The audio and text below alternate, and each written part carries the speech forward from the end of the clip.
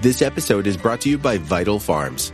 Isn't it bullshit to have to question where your food comes from? At Vital Farms, you can trace your pasture-raised eggs all the way back to the source, the pasture. On the side of each pasture-raised carton of eggs, you'll find the name of the farm where your eggs were laid. And when you look the farm up on their website, you'll get a peek at all the sunshine, fresh air, and open space the hens enjoy. Learn more and find out where to buy them at vitalfarms.com. Vital Farms, keeping it bullshit-free. Welcome to the HCI family of podcasts. We're your source for personal, professional, and organizational growth and development.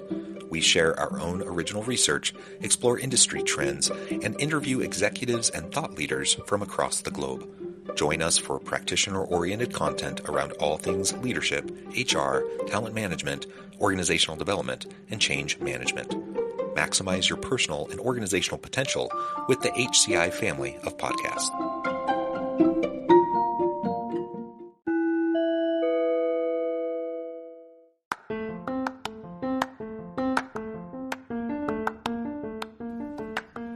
Welcome to the podcast. In this episode, I talk with Olivia Pedersen about using sustainable design, human-centered design, and systems thinking to respond to the climate crisis.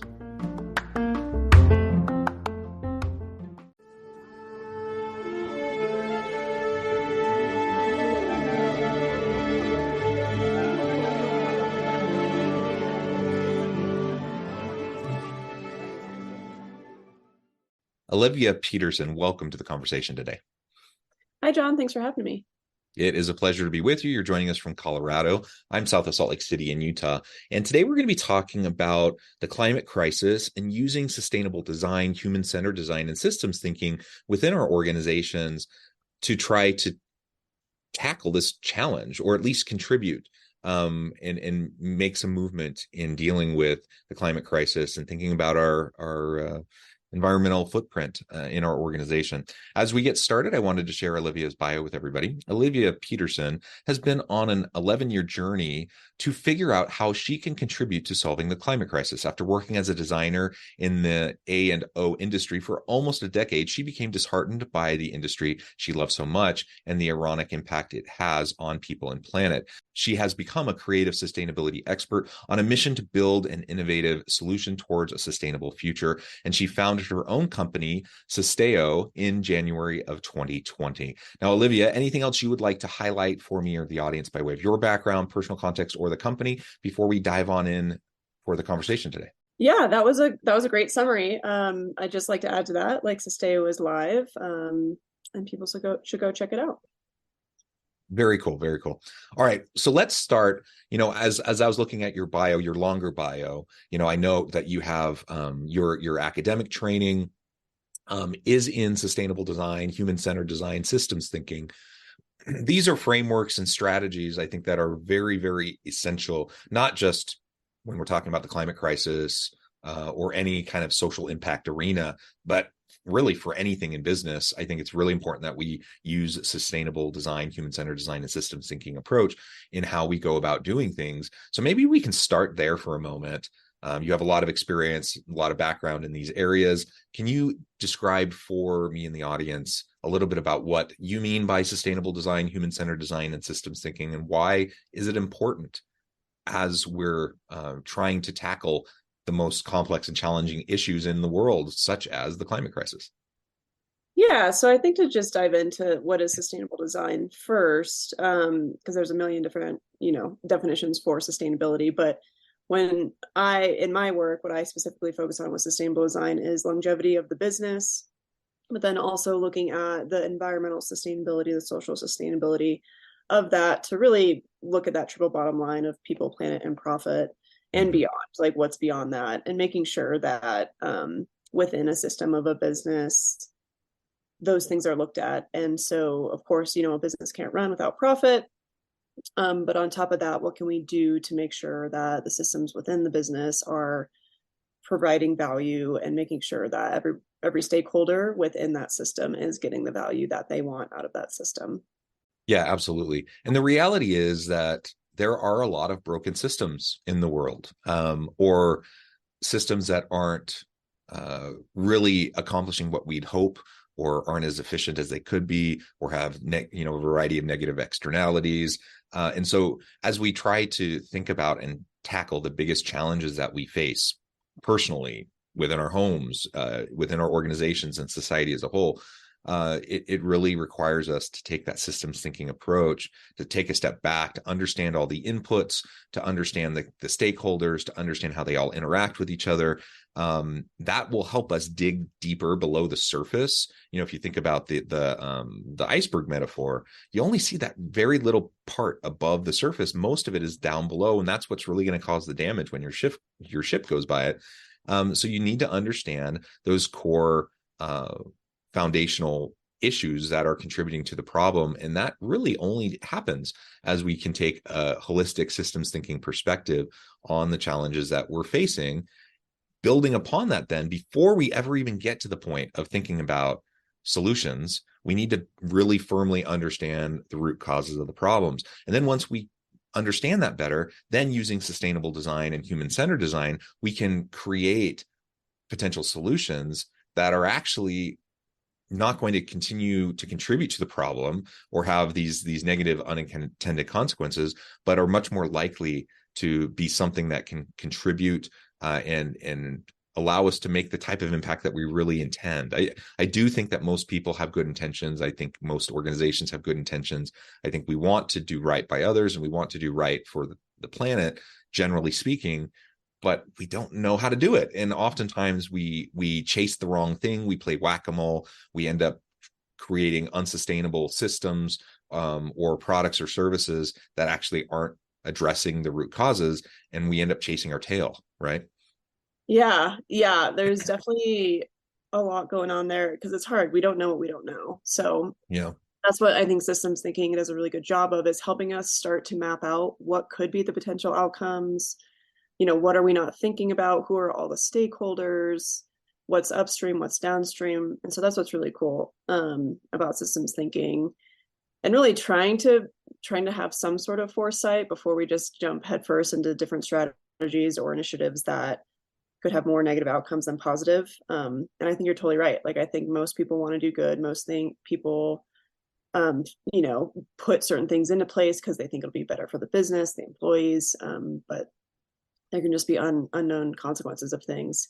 And I think that's a really good example of that right now. Is what's going on is this, ebb and flow effect of, the Industrial Revolution really exploded everything. We need to be bigger, faster, more globally, et cetera. And now you see a lot of like the macro going back and trending towards the micro. So micro grids, micro food systems, micro community networks. So it's a really cool time right now, is like, now that we have all this global framework built out, whether it's like global supply chains, et cetera, how do we build out micro communities within those global systems? Because like, we're globally connected. That connectivity is not going away. We don't want it to go away. But now looking at, especially in the trajectory, I'm just using the example of energy, like the grid started as microgrids, that's what it was, because the infrastructure wasn't there to be connected nationally or globally. And now we're going back to microgrids where, people have their own battery packs, renewables provide like backup support for local communities. So it's a really cool time to be kind of a part of all of this. Yeah, I think building more efficient systems that, how do I want to say this? So like, understanding and making carbon tangible is really hard. And that's not how we think. We think in dollars. We don't think in carbon. We don't think in units of kilograms. So of emissions, whatever that is. So I think that's the hardest part, is like, how do we make this tangible for the everyday individual? How do we make this tangible for leaders and businesses to take in their company and actually make impact? And every business sustainability, ESG strategy is going to be different because every business is unique. And that's kind of like a beauty of, every unique business has their own unique challenges. So if you're a clothing business, you'll probably want to focus on your supply chains first, getting down those emissions and those areas. But what's cool about carbon is inherently, if you make systems more efficient, but the tricky part there is not overlooking human capital and the externalized costs of making things more efficient. So that's part of the systems thinking, is you got to map out the whole issue, and know what the root cause is, not the symptoms. But with efficiency follows carbon reductions. So if you get better at logistics, but get better at returns, making sure that there's less returns or that packages are being shipped more efficiently. And, if you were a marketplace business, for example, what I'm trying to say is it's really hard because it's very unique to each company. And there's a lot of great tools out there that are helping businesses framework their carbon accounting.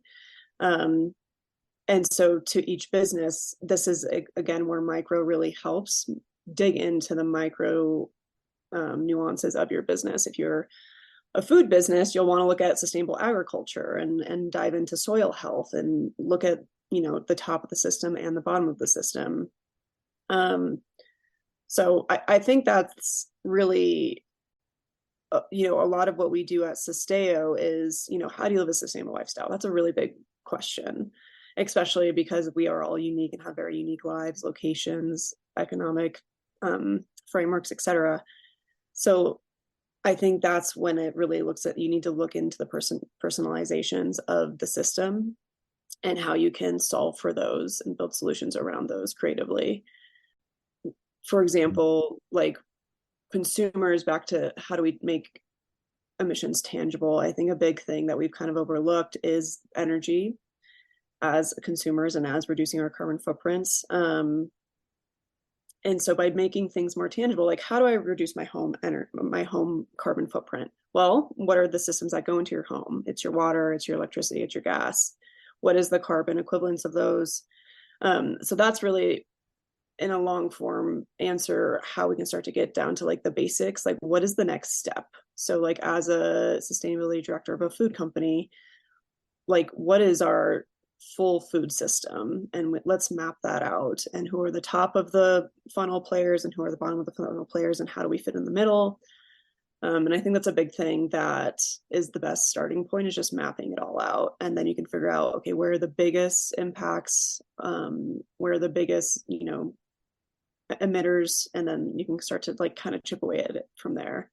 But, a lot of companies are taking the approach of first saying, yeah, we're going to go net zero by 2050 before really mapping that system. And I think that's when companies get into hot water, is by making those ambitious commitments, which is great. Like if we don't reach for the stars, then we'll never get there. But then, set the direction and then map that out. And I think that's a really good starting point. And I think it's overlooked often because it's like, oh, we know what the map is. We know we're in this, we know the company, but by just having it on paper and visualizing it for you to see and others to see, it helps teams work together to actually figure out like where the biggest impacts might be. Yeah, for sure. And you just noted, the aspirational goals piece, versus the performative, the concern that people have around performative measures versus real movement and impact. And I would say it's hard because you do want everyone to start where they're at, and you do want people to have aspirational goals. And this is messy and hard. And so you may have aspirational goals with really great intentions, and you may not quite get there. So I guess I would just say, shoot for the stars, also have some level of realism, and then also make sure that you are putting in place systems, processes, mechanisms to help you actually reach towards achieving those goals. If not, it is just performative. You're not actually going to do anything. People see through it. It not only is not motivating to customers and to people within your organization, but it actually will erode trust and it'll have a negative impact. So we do have to manage that and balance that. But I do want people to have ambitious goals and aspirational goals, but let's also be realistic, and let's also make sure that we're doing the simple things we need to be doing every day to make the type of impact we're hoping to have. Yeah, and I think there's a lot of humility that goes into it, and just the same way businesses lay out their OKRs every quarter, that's what you should do with your sustainability, plan as well. And a lot of the times what happens with OKRs is you set a goal and then they evolve and they shift. And I think businesses actually having a strong grasp on how their, sustainability initiatives shifted, how they grew, where they fell short, I think being very transparent and humble about those is really cool, because I think our customers will see that progress being made. Um, and sometimes you overshoot your goals, sometimes you're way under, but I think it's all about the learning journey there, and actually learning from mistakes, or learning from the accomplishments that really helps us get there faster. That humility and the actual quantification, the mapping out of the OKRs or the milestones that have been reached. Yeah. Yeah. So I'm wondering what you think in terms of kind of this balance between organizations taking a really important lead role on climate awareness, carbon neutrality, making a difference, for the planet, versus individuals and individual level responsibilities. And what's the overlap there? Like how do the responsibilities of organizations also feed into those responsibilities of individuals, and how can they be mutually reinforcing?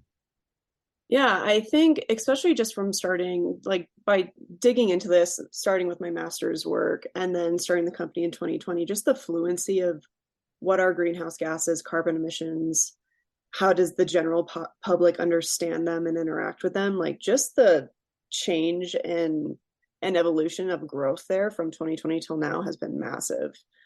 And I think that's my point, is that, corporations are human systems that have been treated like non-human systems since the Industrial Revolution. And at Sisteo, we focus on educating the consumer and how to live a more sustainable lifestyle so that they can take those frameworks, understand how the carbon cycle works in their own personal lives, so that they can have a greater understanding of these tools and frameworks that they can then go take into their work environment, their daily choices within their companies. I think there's really a lot of social science is a lot of what we do. But a lot of weight, we emphasize a lot of weight into that social aspect of this, of understanding how a kilogram of emissions or a ton of emissions fits into your carbon cycle as a individual. And then, it's much smaller. So we're talking, anywhere from like 7 to, 20 tons, depending on who you are in the US, at least. That's where I'll draw the boundary just for our conversation. But being able to think about those building blocks in small units, I think, is a much better way to then make this more tangible when you get into a corporation and you're looking at millions of tons of emissions, and how do we manage those and balance the carbon cycle within this company. So I think there's just a lot of parallel learnings, the same way that you learn other fundamental areas of your lifestyle that you then take into other areas of your work. We talk a lot about carbon footprint, and offsets and all of these sorts of things, and it can become confusing, and people can become a bit disillusioned by all of it. And I think of all the celebrities who talk a good game, and then they go fly around in their private jets, and so it seems hypocritical, and people are like, does it really matter? My family, we drive electric cars and we have solar panels, and so on the one hand we're feeling good about what we're doing, on the other hand we realize there are other challenges associated with solar power and some of those things. So it's not like an easy, simple thing. What would you say are the most important things for us to be focusing on in terms of carbon footprint in particular, both from the corporation standpoint and individuals? How can companies be doing better? How can individuals be doing better? What shared responsibility do we have there? You spoke to it a little bit, but maybe we can flesh that out a bit more. Again, it really depends on who you are and how you live. But to your point of the more affluent people, the people who make bigger salaries, the people that have the agency to choose, I think those people, sounds like, you and I fall into this category, are the people that have the time and the bandwidth to make it happen. So, again, this is a conversation that has just crossed my mind the other day, so it's top of mind. But for example, energy rebates usually have a salary cap on them, so it can serve lower income folks, which I think is amazing. Like, I understand the frameworks behind that. However, people who have the biggest carbon footprints are the folks that don't meet those energy rebate salary caps. And it's like, okay, well, those are the people that have the time and space and excess money to think about these things, and they have the bigger footprints. So again, it just goes back to, this is a really hard issue, and there's not one solution. I think that's where we get tunnel vision a lot of the times. It's like, oh, well, you're focusing on the consumer, but it's about the business. And it's like, there's going to need to be millions of solutions to fix that's a good point. the big problem that we've created. And so it's almost like, figure out what you want to bang your head against the wall on for the next years and stay with that. Because if you try to fix it all, you just can't. Like, you'll just go into a wormhole of depression, more or less. And that's really, that was the journey with Susteo. Like, I was like, cool, we're going to build a business on how to live a more sustainable lifestyle. And then I spent a thesis research worth and even a couple of years in the first early years of Susteo being like, cool, how do we do that? Like, this is a big problem to wrap our arms around, just looking at the consumer footprint. And we're only talking about, 7 to 20 tons per consumer, but you times that by, 330 million, that adds up really quickly. And so, I started to really categorize out the different pillars of our lifestyle, and you got your food footprint, your transportation footprint, your clothing footprint, your consumption footprint otherwise, and your energy footprint. And so we tried to do all of those things at one time. And eventually, especially going through a couple business accelerators, we went through Techstars in 2021. And that really helped us start to figure out, like, what is our solution that we want to focus on? So back to your other question of, how do corporations and individuals work together? So I'm speaking just from Susteo's perspective, and what we've chosen to bang our head against the wall on for the next decade or so is energy. And how do we take advantage of all this money that's being poured into electrifying our grid, making our grid more efficient? How do we build a bridge between all the policy funneling down, all the money funneling down from that policy, the operators and installers that are trying to get into these consumers' homes to install these more sustainable systems? How do we be a bridge for those two stakeholders to help the consumer electrify, make their house more efficient, et cetera? So that's really, that's one bridge, and that's the bridge we're focusing on. The energy footprint is massive. The grid is, the thing in this world that makes our quality of life so much better. And energy is just fascinating in and of itself. So that, there's issues with solar, and there's, sure, there's issues with HVAC systems and installing heat pumps and making sure they're installed correctly. And that's, another big issue right now is, especially in rural areas, like, the installers don't exist that know how to install these high efficiency heat pumps or HVAC systems, for example. So there's a big learning curve in every aspect and every facet. But ultimately, what we're focused on is, how do we empower people to live more sustainably, especially through their home energy and water footprint, which they have the most agency over. So, like, what I mean by that is, I have to fly a lot for work or to see my family a lot and take care of my mom, or, whatever it is. That was another cool learning moment within, like, balancing your carbon cycle. So it's like, cool, I cannot change certain aspects of my life. I can't change my transportation and how much I commute to work every day. But I can change what type of energy I use in my home because my utility offers a green program, or because I can get $10,000 in energy rebates to get solar. So I think that's what's really cool about energy in the home that's been really overlooked. Like, a lot of sustainability talk in the headlines that you've seen over the last several years is around, your diet and hamburger and going meatless and flying less. But it really comes into play of, like, what are the social impacts of that, and what do we actually have control over? What do we want to do? Because altruism can die really quickly when it really impacts your life in a negative way, or a way that you just don't prefer. But with energy, it's like, who doesn't want a more efficient household? Who doesn't want to pay less in electricity expenses? Right. I think it's a really amazing place to empower the individual. Yeah. Well said. Well, Olivia, I know at the time I'm going to have to let you go here in just a minute, but before we wrap things up, I just wanted to give you a chance to share with the audience how they can connect with you, find out more about your work, your team, and give us the final word on the topic for today. Yeah, so you can check out Sisteo, sign up for free to better manage your home efficiency and actually get paid to reduce your home energy footprint on Sisteo.com. It's a web app, so you don't need to download anything. You just access it directly through the website. And that's sustaio.com. I'm on LinkedIn at Olivia Pedersen if you want to talk to me directly. And then I think the final word is just kind of summing up what we've been talking about. It's a really hard solution. There's not one solution that fits all. So, figure out what your niche is and just dig into that if you want to be a part of the climate solution. Yeah, wonderful. Olivia, thank you so much. It's been a pleasure. I encourage the audience to reach out, get connected, find out more about what Olivia and Sisteo can do for you. And as always, I hope everyone can stay healthy and safe, that you can find meaning and purpose at work each and every day. And I hope you all have a great week.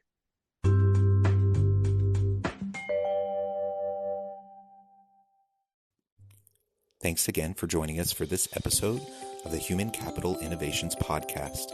I hope you stay healthy and safe and that you have a great week.